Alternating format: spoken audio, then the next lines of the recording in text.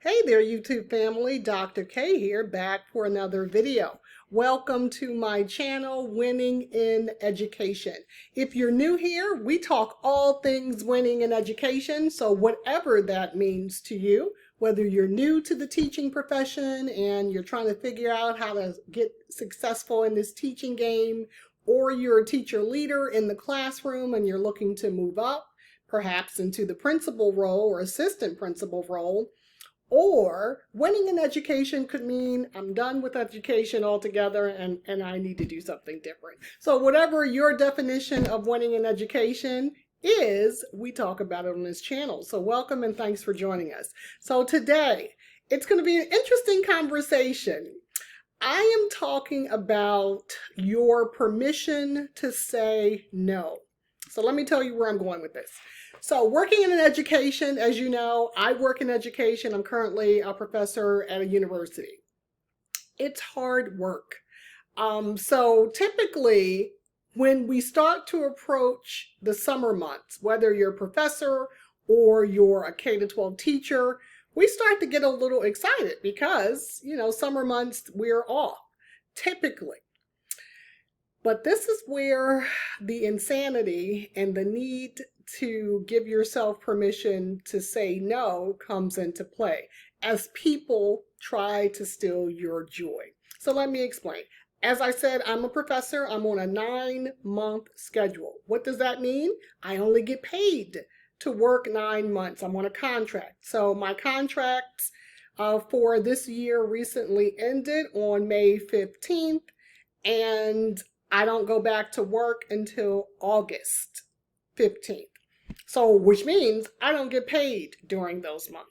And typically that's the same thing for K-12 teachers. They're off at roughly June 15th or the end of June, and they don't go back until end of August, beginning of September. That means they're not paid for those months. So when people say, oh my gosh, you teachers, all you do is complain about your jobs, you're off in the summer, you got all this free time, keep in mind that teachers don't get paid for those days they're not working.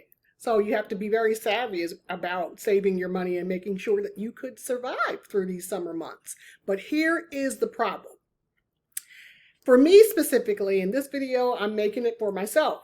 Colleges don't shut down over the summer. So there are many people, my bosses included, who are on a 12-month traditional schedule. What does that mean? They work all of the months. So when I shut down on May 15th, they are still working. The problem therein lies, they expect you also to work for them. So they expect you to be available to them over the summer, even though you're not getting paid. That is the issue. So keep in mind, I've harped on this channel already about teachers not making enough money. Professors, we don't make enough money either. So when your bosses are insinuating that they want you to work over the summer when you already don't make enough money, and then you're working over the summer unpaid, that becomes a problem. This is when you have got to get good at saying no. So the conversation usually can go one of 3 ways from your boss. And I like to kind of categorize them in the nice ask, or the direct demanding tell, or how about that direct bully? There's no ask, I'm just telling you about it. So let's dig into them. So the nice ask conversation may go something like this from your boss. Hey, I know you're off contract, but can we do a quick meeting to get a head start on ABC, whatever it is, right? That's the nice ask. Your boss is trying to be nice about it. Here's that direct demanding tell. We need to get this done before you come back to start the school year, so let's plan a couple of meetings over the summer. They're not asking you, they're telling you. So this is coming from your boss. And then the last one is that direct bully ask. And it can go something like this, that conversation. When can we meet to work on this over the summer? Let's get our calendars out and sync up our time. So if you're uncomfortable already, I don't want to say talking back to your boss, but standing up for yourself in the face of your boss's demands, these conversations are very uncomfortable. Whether it's the nice ask or the direct demanding tell or that direct bully tell, they're all very uncomfortable. So why is it so hard for us to say no? I think there are a couple of reasons. The first one is if your boss is the one doing the quote unquote asking, you could feel like your loyalty is being tested, right? Your boss could equate disagreement with her ask, his or her ask, with disloyalty. So you want to feel like you're pleasing your boss and you don't want to seem like you are the one not being loyal to, in my case, I hear this often on my job. We're a family here. We all have to pitch in. It's all hands on deck. I hate that saying. All hands on deck typically means that you're not getting paid for your extra work. So if you're saying no to your boss, you could feel like my loyalty will be in question. Another reason it's so hard for us to say no is you could be up against a boss who perhaps is a bit of a bully, and really that means they're just an insecure leader. It's tough to say no to a leader who might infer your disagreement with you questioning their authority. And we have a lot of bosses like that who just have to seem like they're in power all the time. So if your boss is one that's insecure and then they're asking or even bullying you and trying to get you to do something and you're trying to muster up the courage to say no, you could have a boss who looks at that as if you are questioning their authority. So you are disagreeing with them. And that's an issue. So that's another reason we have a hard time saying no. And the final reason I think we have a hard time saying no is this idea of group consensus, right? So everyone else in the group has already agreed, yes, this is how they've always been doing it. It's so hard to say no. Let's say you're new on the job, new to the team, you're the youngest person on the job, and everybody else has been doing this for forever. And this is how we've always done it. We always meet over the summer, have 5,000 meetings over the summer where we don't get paid. What's the big deal? So you as the lone voice, the outlier, who's saying, I'm not doing that, I don't get paid, you're going to be looked on in some kind of way, and it could be looked at as you're not a team player. You know, we hear this all the time. You're not a team player. You don't work for the betterment of the group, and it could be a little upsetting.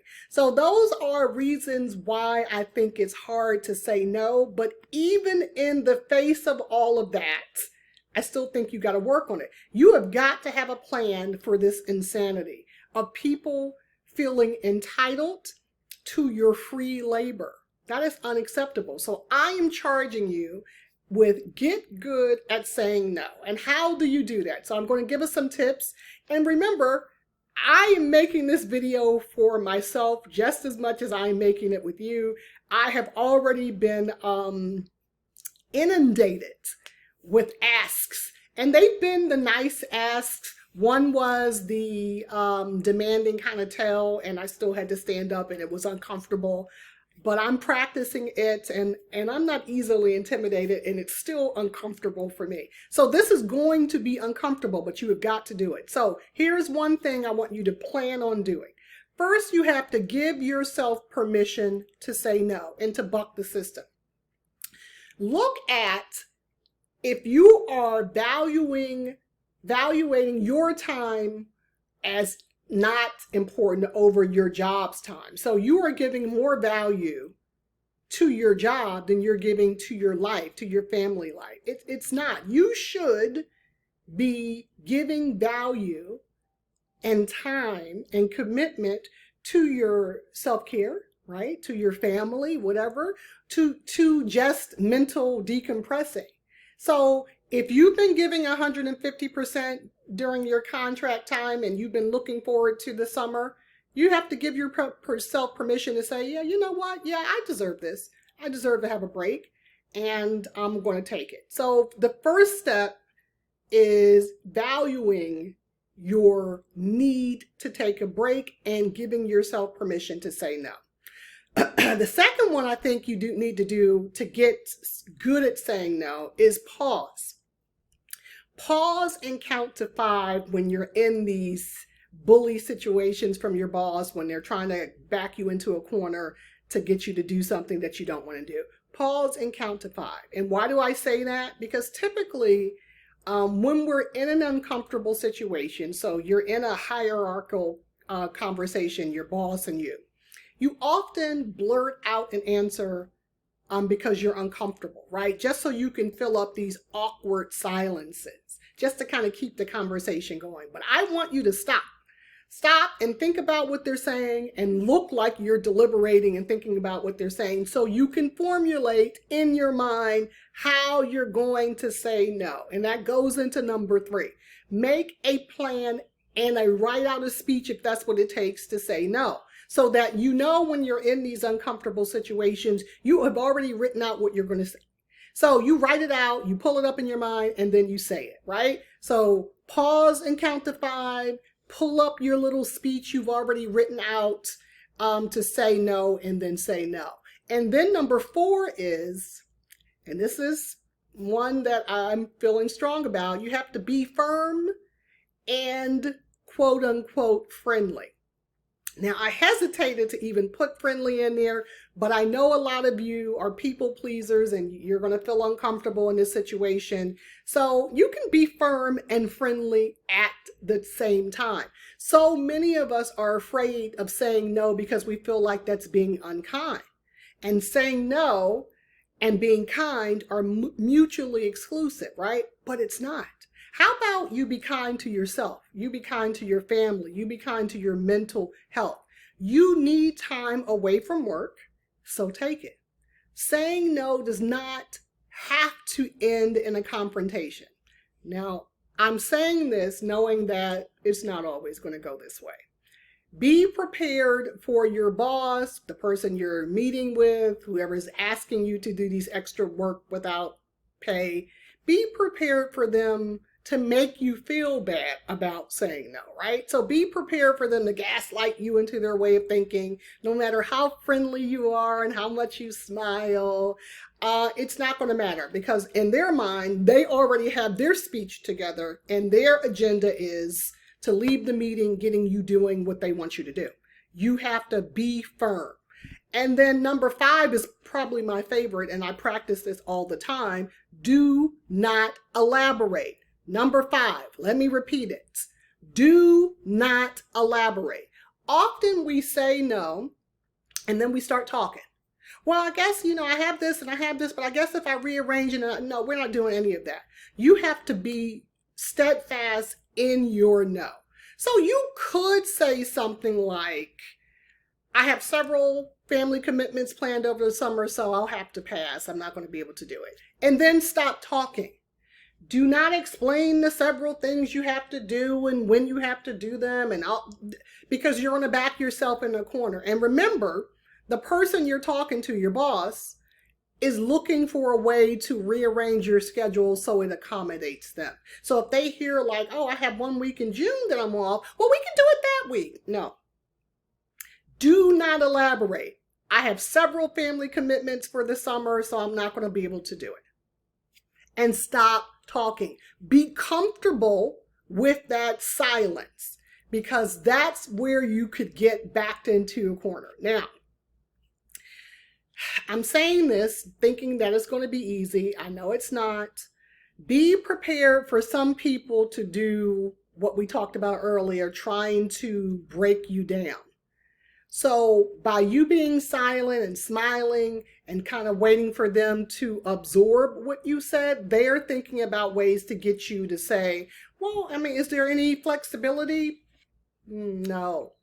Do not give specifics because when you start giving specifics, they are looking for ammunition to poke holes into your plans.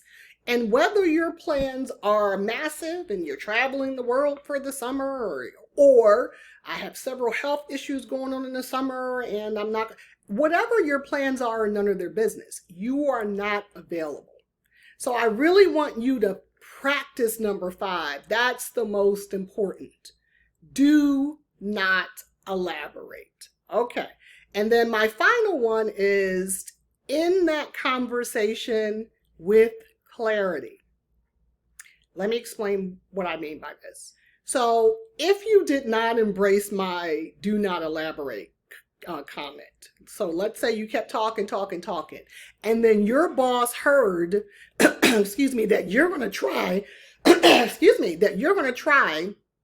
to rearrange some things to make it work. So your boss heard you say, I'm going to see if I can make things work, and they're waiting to hear back from you. That means you have not been clear in your communication. You want to make sure you end that conversation with, I am not available. Not, I will look into see if I can rearrange some things. Let me see what I can work out. I will get back to you. None of that.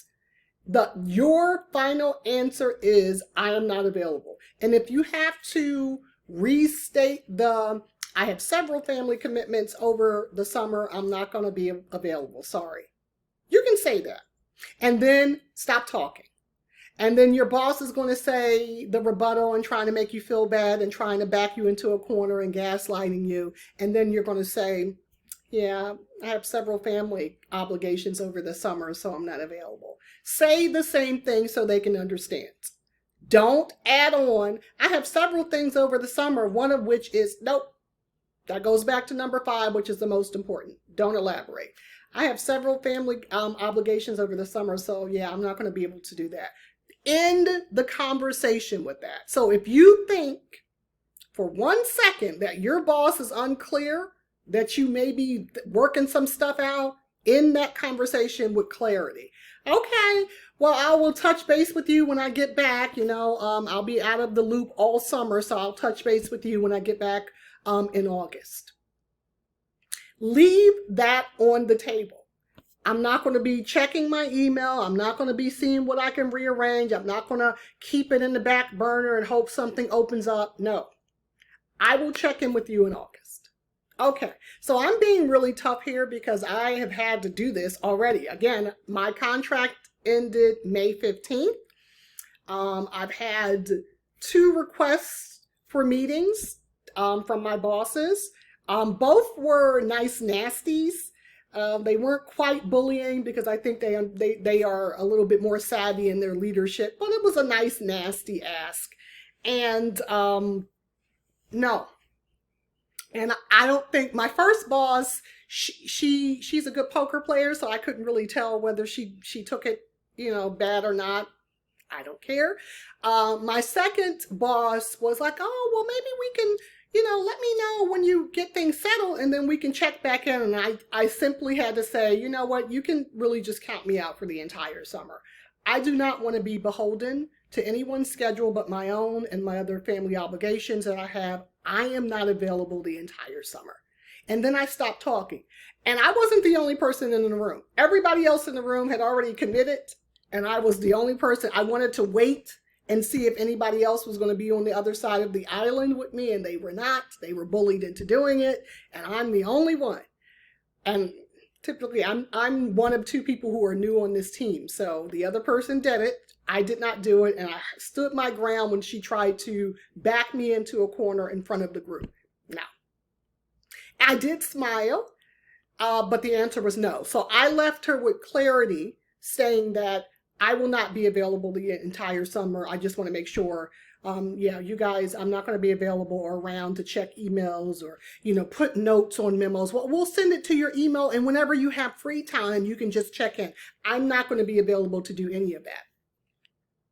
So, did it go over well? Probably not. And will I probably pay the price on the back end when I get back in August? Probably. But is this important to my mental health? Absolutely. I take self-care very important. I am not going to give my 150,000% to my job and then have nothing left over for me. If I am not paid, and mind you, when my boss, the second one who was a little bit more vocal in her displeasure, when she was asking for these meetings, and not just meetings, we're going to work on this grant and we're going to do this and we're going to do that just so we can get a head start in August, she never once said anything about extra pay. Nothing about, I'll give you guys a stipend, or I got a little some money tucked away. It was all, in her mind, she was entitled to my free labor. And I am firmly against that. I give enough free labor in the course of my job because I don't make nearly enough for what I do. So I am not doing anything over the summer. So I hope that this video will give you the strength and the tools you need to say no. You deserve it. You don't have to explain it. Write out your statement. Be firm. You can smile. Be firm, but really embrace number 5. Write out your statement and don't elaborate. I want you to get very comfortable with the silence, with the glares you may get from your boss, which may show you they're not pleased with you. Get comfortable with that, because if you don't advocate for yourself, no one will. Okay, guys, that's it for now. Don't forget to leave a comment. Has this happened to you? Is this happening to you? I would love to hear what's going on around this issue beyond my little world, because I know I'm not the only one that this is happening to. Also, don't forget to like this video and subscribe to my channel. Until next time, take care.